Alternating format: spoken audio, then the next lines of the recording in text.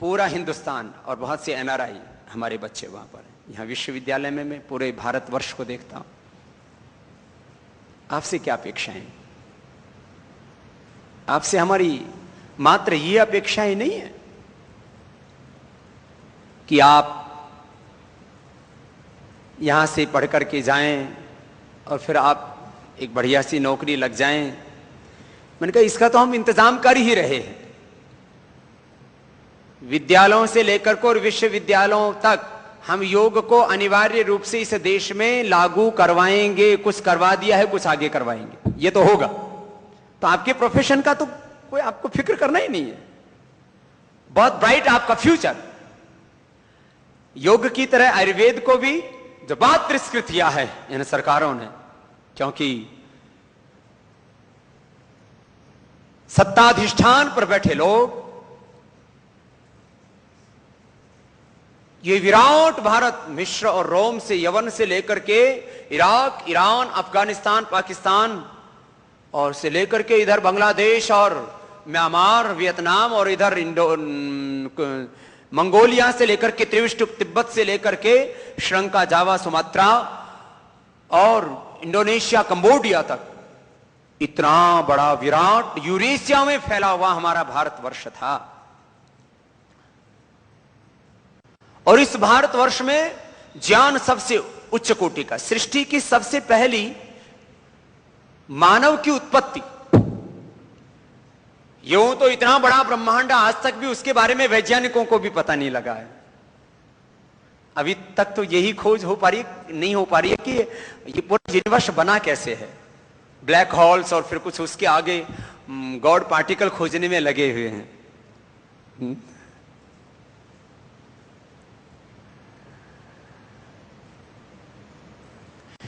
सृष्टि का रहस्य बना हुआ है अभी भी, लेकिन एक रहस्य खुल चुका है कि सृष्टि में मनुष्य की प्रथम उत्पत्ति भारतवर्ष में, देश में हुई। ये तिब्बत का क्षेत्र, हिमालय का क्षेत्र, अर्थात सबसे पहले मनुष्य की उत्पत्ति से सृष्टि में मनुष्य सबसे पहले अनुकूल वातावरण यदि किसी स्थान पर है तो पूरा ये यूरेशिया है और उसमें भी भारतवर्ष है। अभी भी आप यूरोप में जाइए, वहां तो 8 महीने तो आपको जीने के लिए कितनी ऊर्जा लगानी पड़ती है। यदि औसत देखा जाए तो उनकी आधी एनर्जी तो ये मौसम को ठीक करने में लग जाती है। सड़कों के ऊपर बर्फ जम जाती है, उसको फिर खड़ने के लिए फिर बड़े बड़े यंत्र लगाए जाते हैं। घरों के अंदर लोग जम सकते हैं, वहां पर गर्म करने के लिए कितनी हीट जनरेट करनी पड़ती है। उतना तो पूरे हिंदुस्तान का हेल्थ एजुकेशन का कई विभागों का बजट नहीं होगा जितना अमेरिका के अंदर और ब्रिटेन के अंदर और दूसरे जो ठंडे देश हैं यूरोप के, और जहां उनमें समय हीट करने के लिए पैसा लग जाता है। सबसे प्यारा देश, उसमें हमारा जन्म हुआ है।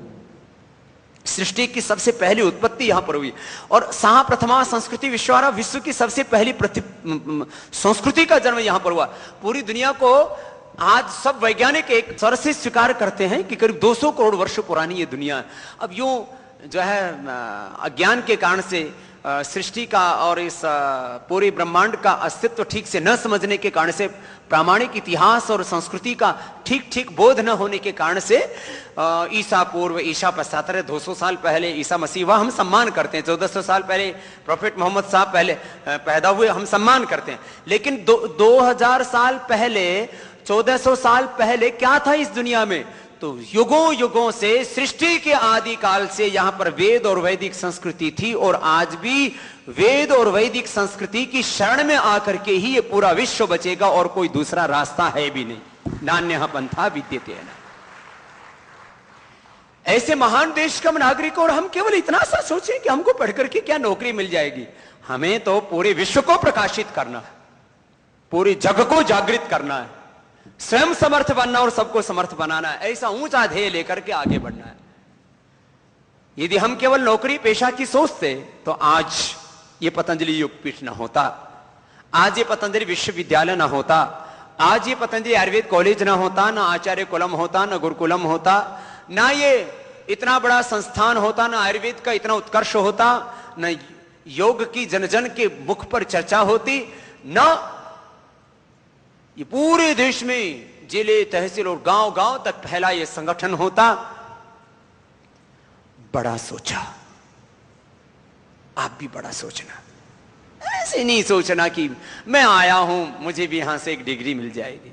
हमने तो डिग्री के बारे में सोचा ही, हमने तो शास्त्र पढ़ा, 5 साल तक व्याकरण शास्त्र पढ़ा, और आज हजारों लाखों करोड़ शब्द बनाने का सामर्थ्य और उनको समझने का सामर्थ्य, और कुछ भाषाओं को पूर्ण रूप से, कुछ भाषाओं को आंशिक रूप से समझने का सामर्थ्य, फिर वेद शास्त्र, फिर व्याकरण, फिर चिकित्सा शास्त्र, फिर अर्थशास्त्र, और फिर तो आज तो इन आंखों ने लगभग पूरी दुनिया देखी है।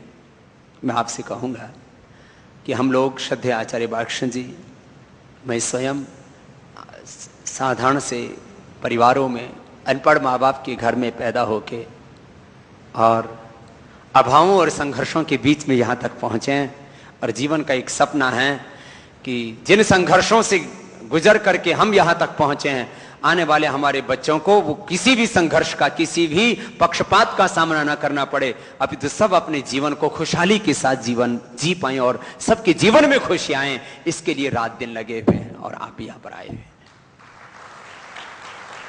और इस संकल्प से आप अनुप्राणित हो। डिग्री तो कहीं पर भी ले लो ना, यहां तो बहुत सी जगह तो डिग्री की दुकानें ही लगी हुई हैं, सजी हुई हैं।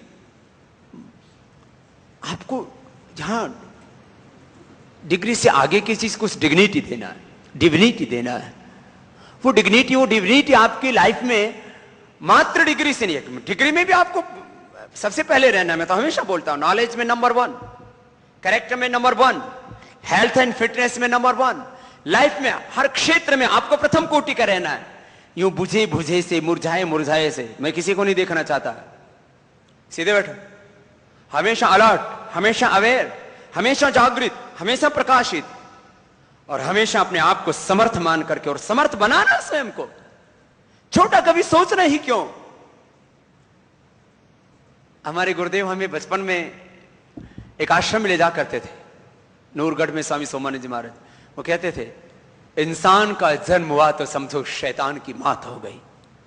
तुम्हारा जन्म चाहे किसी भी कुल परिवार में, गरीब अमीर किसी भी घर में हुआ है, कोई बात नहीं है, लेकिन तुम मनुष्य के रूप में प्रकट हुए हो, इसका मतलब तुम आसमान की ऊंचाइयां छू सकते हो, चाहे किसी भी धरातल पर खड़े हो।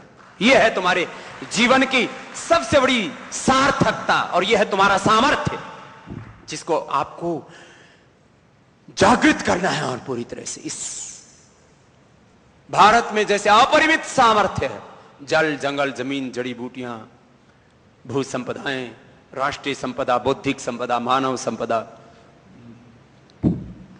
जहां देखो अपरिमित सामर्थ्य अपने भारत में। और भारत को क्या बोला जा रहा है? भारत एक गरीब देश है। अरे कब गरीब रहा?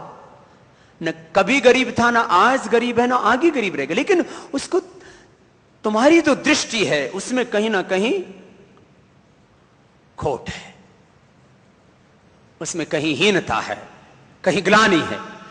ऐसे ही अपने भीतर, तुम्हारे भीतर क्या नहीं है? मैं हमेशा कहता हूं, चाहे तुम झोपड़ी में पैदा हुए हैं वह महलों में, तुम ब्राह्मण, क्षत्रिय, वैश्य, शूद्र किसी भी कुल में पैदा हुए हो, कोई प्रश्न नहीं है कि तुम कहां पैदा हुए हो, तुम मनुष्य के रूप में पैदा हुए हो। यह सबसे बड़ी बात है, यह सबसे बड़ा गौरव है, और यह सबको समान रूप से प्राप्त है।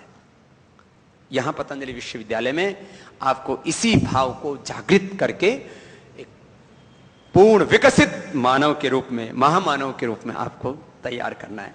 ये जो पूरा, जैसे श्रद्धेय आचार्य बालकृष्ण जी ने कहा कि यहां यज्ञ करना, योग करना, यहां जितनी पढ़ाई है उससे, उसके साथ साथ पूरा एक जीवन का पक्ष है, और उससे आपको जागृत होना है, प्रकाशित होना है। मैं ये अपेक्षा करता हूं कि आप सब यहां से स्वयं जागृत होकर के जाएंगे, सबको जागृत बनाएंगे, और अपने जीवन की सर्वोच्च प्राथमिकता, जैसा कि हमारे ब्रिगेडियर साहब ने कही, यहां सबका आपको मार्गदर्शन अभी भी मिल रहा है, आगे मिलता रहेगा। आदरणीय श्री ठाकुर जी, भाई ब्रिगेडियर जी, शर्मा जी, दोनों हमारे शर्मा बंधु ऐसे, और श्रद्धेय आचार्य श्री, मैं भी जितना अधिकतम समय हो सकेगा श्रद्धेय आचार्य श्री ने मुझे कहा है कि आप ज़्यादा समय दिया करो विश्वविद्यालय के लिए, तो ज़रूर आप लोगों के सत्र को और अधिक हम समय देने के बारे में सोचेंगे और आप अपने आप को तैयार करेंगे और जो हम आपको लक्ष्य देंगे उससे हरगिज आप पीछे नहीं हटेंगे। सबसे बड़ा शत्रु हमारा क्या है? बोलो, आलस्य। सबको पता है। पढ़ते पढ़ते नींद कितनों को आ जाती थी यहां आने से पहले, जब भी पढ़ाई करते थे तो 99% लोगों को आती है। आलस्य ही मनुष्याणाम शरीरस्थो महारिपुः उद्यमेनैव सिद्धन्ति कार्याणि न तु मनोर्थैः न तु सुप्तस्य सिंहस्य प्रविशन्ति मुखे मृगा। देखो भाई, सबसे बड़ी बात यह है कि आलस्य नहीं, आलस्यानृते वर्जय। बार बार गुरु कहते हैं कि भाई आलस्य और झूठ से को छोड़ो। मुझे पूरा विश्वास है कि आप एक नया कीर्तिमान बनाएंगे और जीवन में उन सब ऊंचाइयों के शिखरों को छुएंगे और एक बहुत सफल सार्थक आदर्श जीवन जीते हुए स्वयं अपने जीवन में संतुष्टि का अनुभव करेंगे। और माता पिता जो सपना संजो करके आपको यहाँ पर भेजते हैं, और आप में से कुछ गांव के बच्चे हैं, कुछ मध्यम वर्ग के घरों के बच्चे हैं, माता पिता एक तरह से अपना पेट काट करके खुद मेहनत मजदूरी करके और ये चाहते हैं कि हमारे बच्चे बहुत ऊंचे उठें, ऐसे बहुत ऊंचे अरमान लेकर के आपको यहाँ तक भेजा है। और हमारी भी ये जिम्मेदारी है, क्योंकि गुरु की भूमिका वो माता पिता और आचार्य अनेक रूपों में होती है।